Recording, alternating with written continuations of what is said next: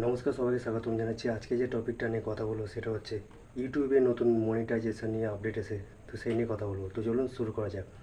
তো বেসিক্যালি কী হচ্ছে, আগে কী হতো, 1000 সাবস্ক্রাইব আর 4000 ঘন্টা ওয়াচ টাইম পূর্ণ করলে তবে মনিটাইজেশন অন হতো। কিন্তু এখন সেটা শুধুমাত্র করলে চলবে না, তার পাশাপাশি original content plus authentic content বানাতে হবে। যেমন তেমন করে ভিডিও বানালে চলবে না, কন্টেন্টের মধ্যে কোয়ালিটি থাকা চাই। কোয়ালিটি মিন্স ক্যামেরা কোয়ালিটি না, আপনার কন্টেন্টের দম আছে কিনা সেই কন্টেন্টের কোয়ালিটির উপর নির্ভর করছে। আপনি যদি প্রোডাক্ট রিভিউ করেন তাহলে সেক্ষেত্রে পুরোপুরি স্পষ্টভাবে যাতে বোঝা যায় প্রোডাক্ট, সেটা ভালোভাবে সেইভাবে আপনাকে রিভিউ করতে হবে। অনেক অনেক চ্যানেল আছে যেগুলো বিভিন্ন সোশ্যাল মিডিয়া থেকে কন্টেন্ট নিয়ে এসে জগা খিচুড়ি করে সেটাকে প্রেজেন্ট করে, সেটার মধ্যে কোনো ভ্যালু থাকে না, কোনো কোয়ালিটি থাকে না।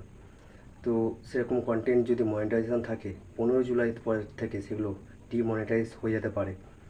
আর বেসিক্যালি আপনার যে কন্টেন্ট বানাচ্ছে সেই কন্টেন্টে যাতে অরিজিনালিটি, মানে আপনার নিজের ভয়েস, নিজের ফেস যাতে সেখানে অ্যাবিলিটি থাকে। এআই ভিডিও যদি আপনি ক্রিয়েট করেন তাহলে সেক্ষেত্রে আপনার ইউটিউব ভিডিও মনিটাইজেশন হবে না।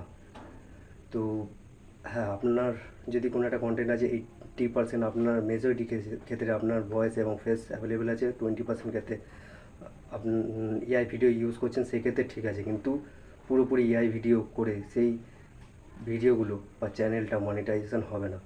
আর এরকম যদি হয়েও থাকে তাই সেটা ডিমনিটাইজ হয়ে যাবে। মধ্যে কথা হলো, ইউটিউব এখন প্রচণ্ড পরিমাণে শক্ত হয়ে গেছে, তার রুলস রেগুলেশন দিনের পর দিন বেটার হতে থাকছে আর কড়াকড়ি হয়ে যাচ্ছে। তো আজকের এই আপডেট আপনাদের কেমন লাগলো নিচে কমেন্ট করে জানাবেন। দেখা হলে আর কি কোন বিষয়ে আপনারা জানতে চান নিচে কমেন্ট করে জানাবেন। ভালো লাগলে লাইক শেয়ার সাবস্ক্রাইব করতে ভুলবেন না। দেখা হচ্ছে অন্য কোনো ভিডিওতে। সবাই ভালো থাকুন, সুস্থ থাকুন, ধন্যবাদ।